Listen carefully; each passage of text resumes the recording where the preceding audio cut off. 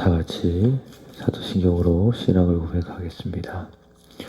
전능하사 천지를 만드신 하나님 아버지를 내가 믿사오며 그의 외아들 우리 주 예수 그리스도를 믿사오니 이는 성령으로 잉태하사 동정녀 마리아에게 나시고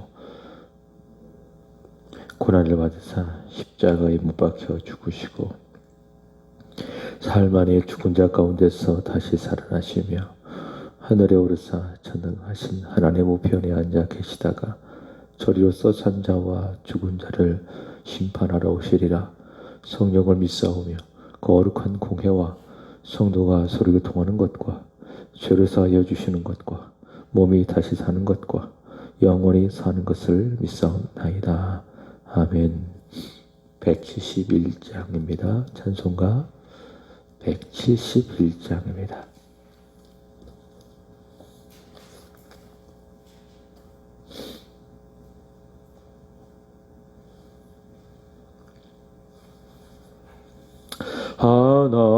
하나님의 독생자 예수 날 위하여 오시었네. 내 모든 죄 사하시려고 십자가 지셨으나 다시 사셨네.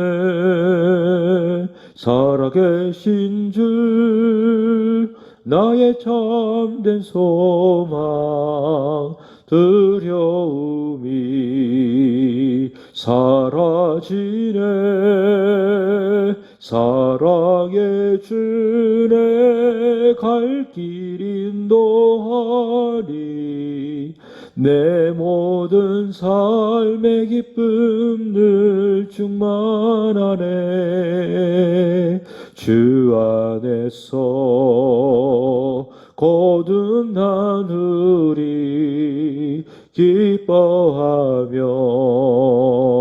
찬양하리. 가슴 속에 넘치는 확신 우리의 가는 길에 소망 넘치네. 살아계신 줄 나의 참된 소망 두려움이 사라지네. 사랑의 주내 갈 길 인도하니 내 모든 삶의 기쁨 늘 충만하네. 선한 싸움 다 마친 후에 우리 주님 배우리라. 사망 권세 다 물리치고 주님이 다스리니 영광 넘치네. 살아계신 주 나의 참된 소망 두려움이 사라지네. 내 주내 갈 길 인도하니 내 모든 삶의 기쁨 늘 충만하네. 사도행전 26장 13절에서 마지막 27절까지입니다. 사도행전 26장 13절에서 27절까지. 수일 후에 아그리빠 왕과 버니게가 베스토에게 분한하러 가이사랴에 와서 여러 날을 있더니 베스토가 바울의 일로 왕에게 구하여 이르되 벨릭스가 한 사람을 구류하여 두었는데 내가 예루살렘에 있을 때에 유대인의 대제사장들과 장로들이 그를 고소하여 정죄하기를 청하기에 내가 대답하되 무릎 피고가 원고들 앞에서 고소 사건에 대하여 변명할 기회가 있기 전에 내주는 것은 로마 사람의 법이 아니라 하였노라. 그러므로 그들이 나와 함께 여기 오매 내가 지체하지 아니하고 이튿날 재판 자리에 앉아 명하여 그 사람을 데려왔으나 원고들이 서서 내가 짐작하던 것 같은 악행의 혐의는 하나도 제시하지 아니하고 오직 자기들의 종교와 또는 예수라 하는 이가 죽은 것을 살아 있다고 바울이 주장하는 그 일에 관한 문제로 고발하는 것뿐이라. 내가 이 일에 대하여 어떻게 심의할지 몰라서 바울에게 묻되 예루살렘에 올라가서 이 일을 신문을 받으려느냐 한즉 바울은 황제의 판결을 받도록 자기를 지켜주기를 호소하므로 내가 그를 가이사에게로 보내기까지 지켜두라 명하였노라 하니 아그리빠가 베스토에게 이르되 나도 이 사람의 말을 듣고자 하노라. 베스토가 이르되 내일 들으시리다 하더라.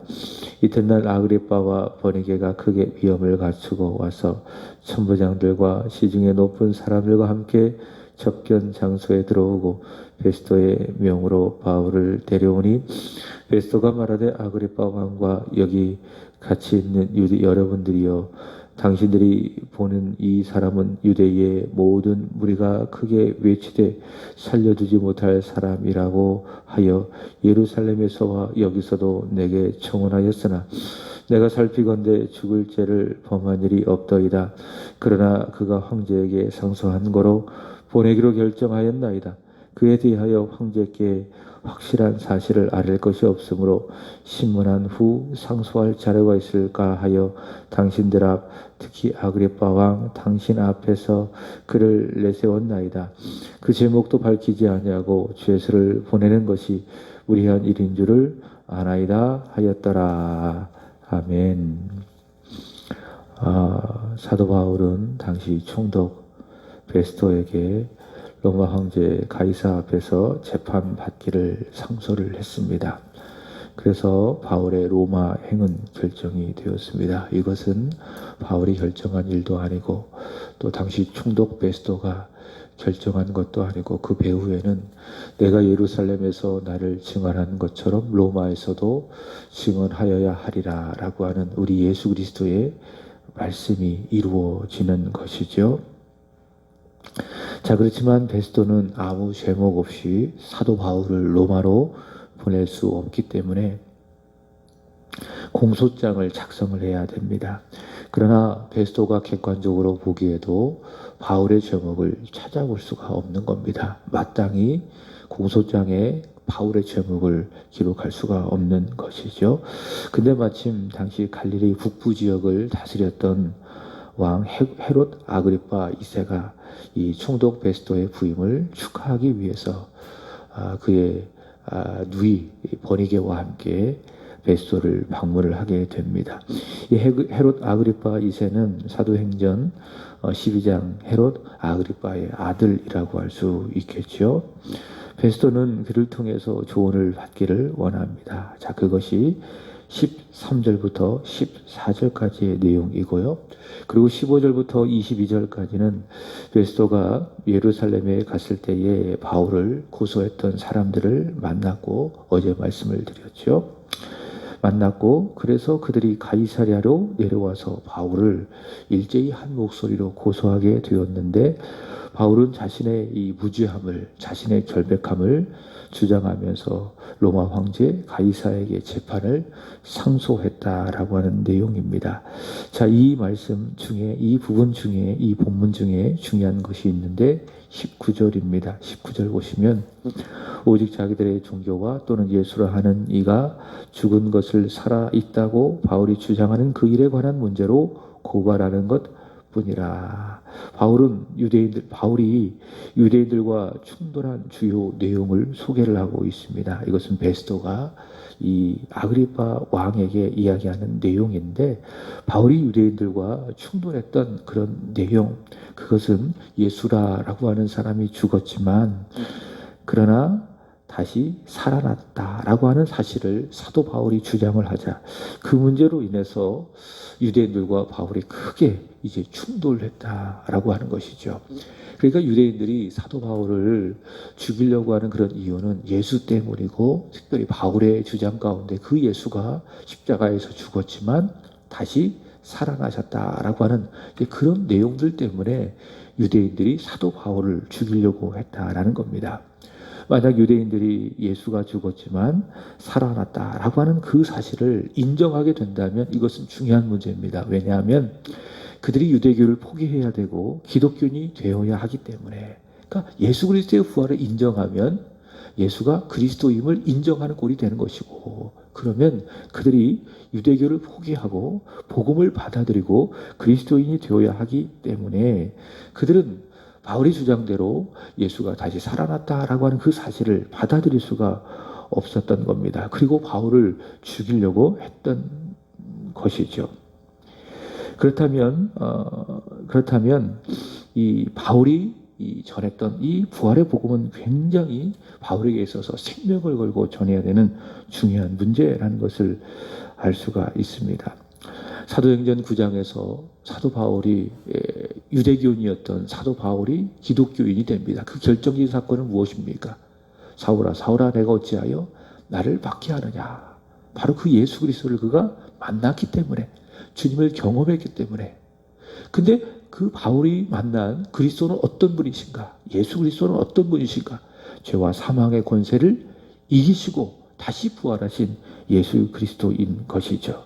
죽으셨지만 살아나신 바로 그 예수 그리스도를 사도 바울은 다메섹 도상에서 만난 것입니다. 그래서 사도 바울은 그렇구나.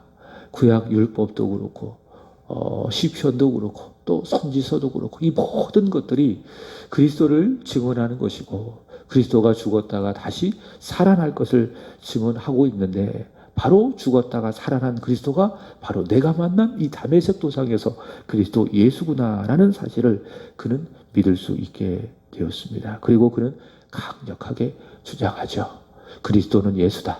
그가 우리의 죄를 위하여 죽으셨지만 그는 다시 살아나셨다. 강력하게 주장을 합니다. 근데 그것이 유대인들과 큰 마찰과 충돌을 일으키게 되었고, 유대인들은 바울을 죽이려고 했던 것입니다.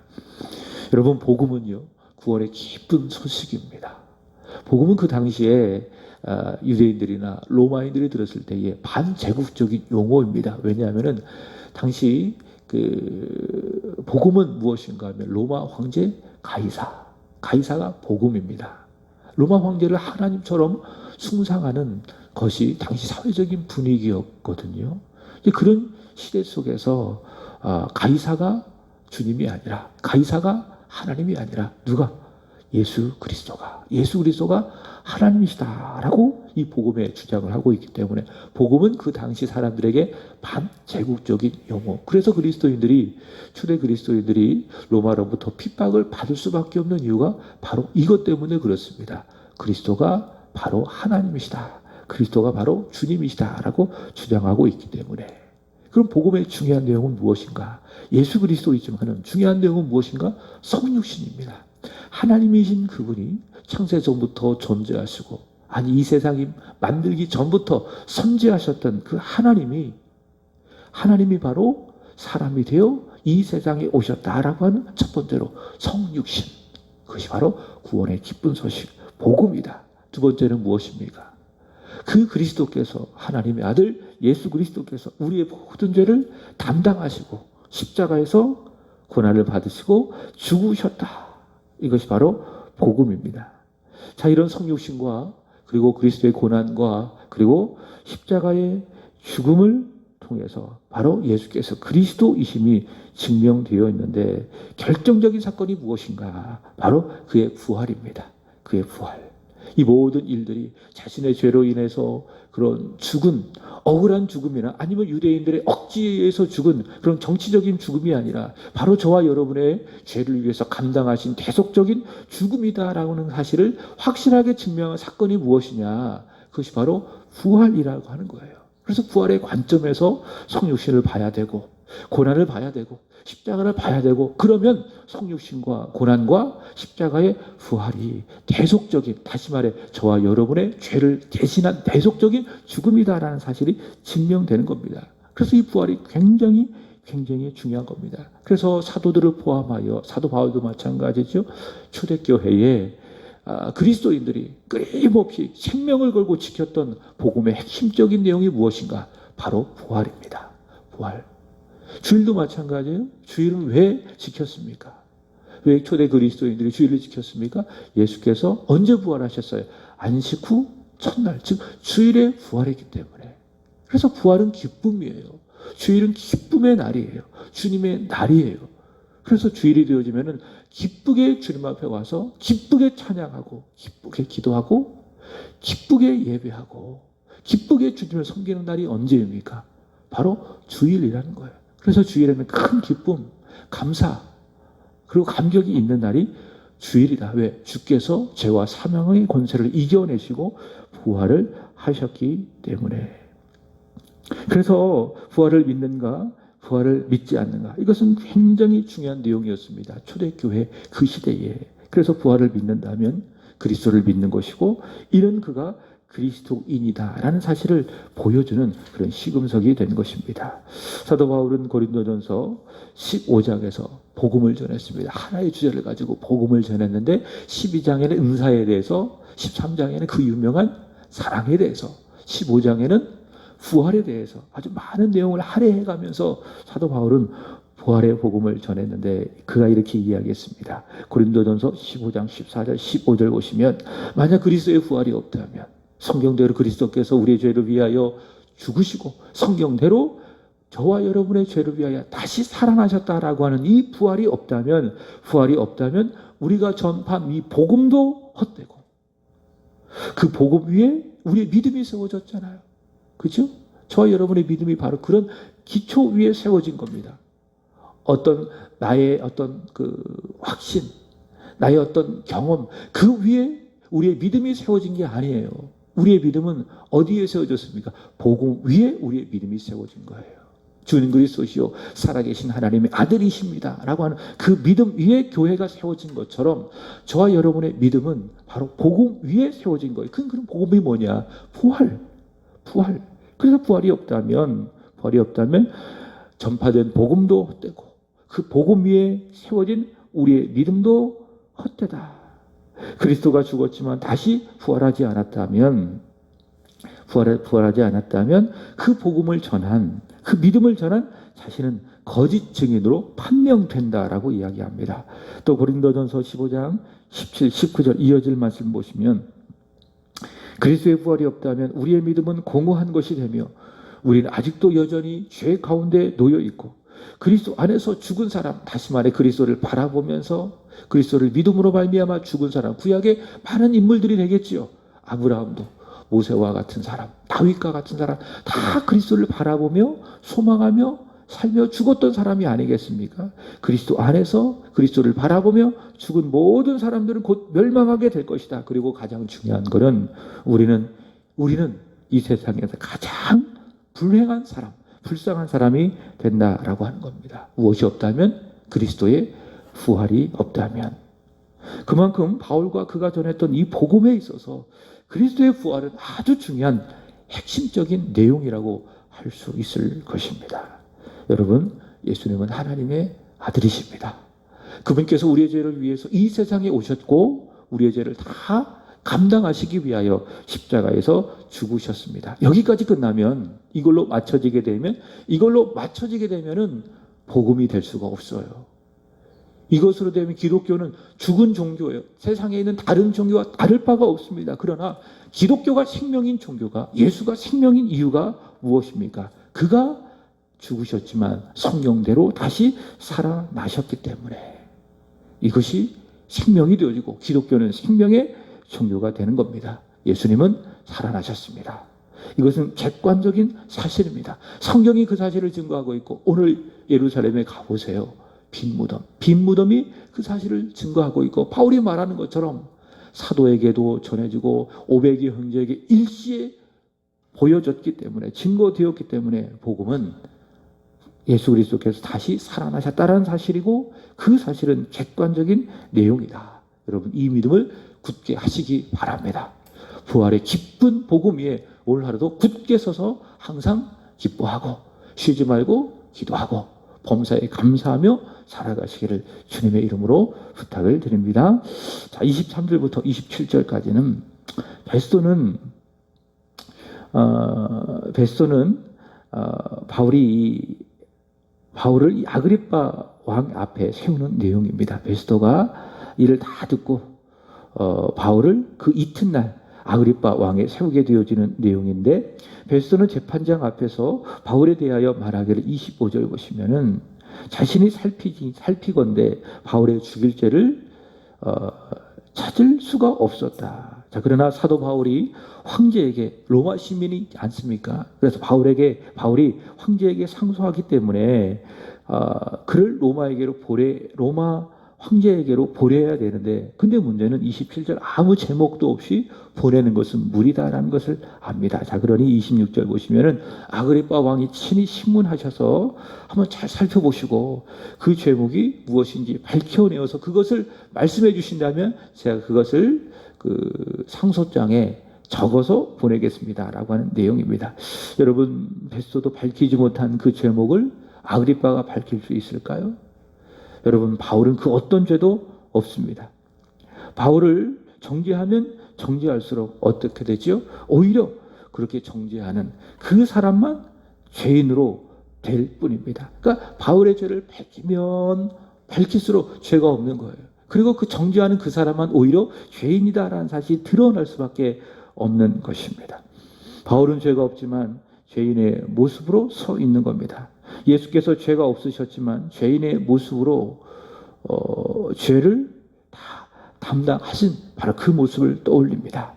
이것은 저와 여러분의 죄를 구원하시기 위한 일이었습니다. 예수께서 바울은 죄가 없지만 죄 가운데 서 있는 것은 바로 그 예수님을 아그리빠 왕에게 전하고 또 로마에서도 증언해야 되기 때문에 그렇습니다. 그러니까 죄 없는 예수님께서 십자가 앞에서 고난을 받으신 바로 그 예수 그리스도를 사도 바울이 똑같이 죄 없는 모양으로 아그리빠 왕에서 더 나아가 로마 황제 가이사에게 전하게 되는 겁니다.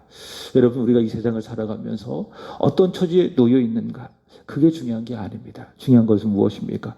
거기서 내가 예수를 위해서 사는가, 거기서 내가 예수를 전할 수 있는가, 그것이 중요한 문제이다라고 하는 겁니다. 세상 사람들은 그래서 상황이 중요해요. 어떤 처지가 중요한 거예요. 그러나 우리 그리스도인들은 바울을 보세요. 믿음의 사람, 예수의 사람, 내가 어떤 처지에 놓여 있느냐, 내가 결박되어 있느냐, 결박되지 않았느냐, 내가 죄 없는 의인의 모습으로 살아가느냐, 아니면 죄 있는 죄인의 모습으로 결박되어 살아가느냐, 그 처지가 바울에게 있어서 중요한 것이 아니었어요. 그에게 중요한 것이 무엇입니까? 내가 내 안에 있는 예수 생명을 전해야 될 것이다.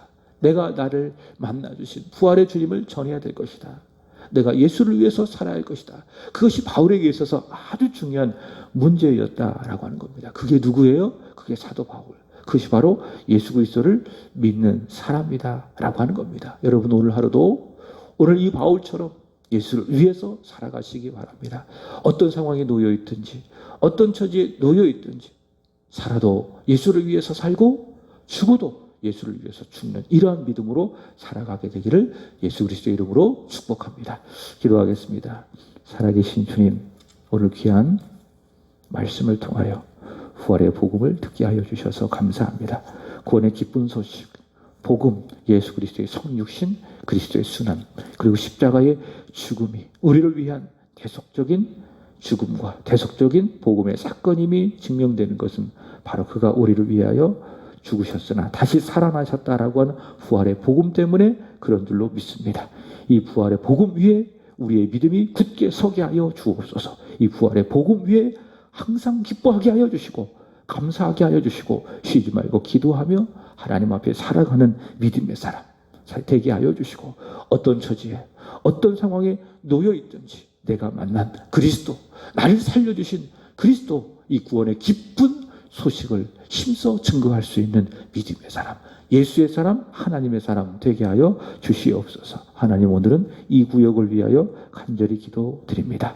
박종수, 강미선 집사님, 예찬, 예성, 우시숙 집사님, 지수, 최석진, 정순영 성도님, 최효진, 최병호, 윤관준 성도님, 그리고 우리 김명호 어머님, 그리고 최일홍 성도님, 이근섭 집사님, 강성미 집사님, 그리고 자녀 기홍, 기훈, 기형, 주님 기억하여 주시기를 원합니다. 이 구역에 있는 모든 지체들, 하나님, 바울이 전했던 그 구원의 기쁜 소식, 부활의 복음 위에 굳게 서게 하여 주시옵소서. 죄를 당하셨지만 다시 살아나신 예수 그리스도가 저들에게 큰 감사의 제목이 되게 하여 주시고, 그 예수 그리스도를 믿음이 가장 큰 행복이 되어지는 이 구역이 되게 하여 주옵소서. 하나님, 이 구역의 식구들 한 사람 한 사람 믿음 위에 굳게 서서 하나님의 영광을 위하여 살게 하여 주시고, 이 구역의 부흥이 하나님 나라의 부흥되게 하여 주시고, 우리 세한교회의 부흥이 되게 하여 주옵소서. 특별히 해외에 머물고 있는 자녀들이 있다면 축복하여 주시고, 오늘도 저들의 마음을 지켜주시고 저들의 신원을 지켜주시옵소서. 낮에 해도 밤에 달도 해하지 아니하도록 하나님이 친히 저들의 삶을, 저들의 생활을 지켜주시기를 원합니다. 하나님, 세한교회를 위하여 간절히 기도드립니다. 11월에 기도하며 계획하고 또 준비한 많은 행사들이 있습니다.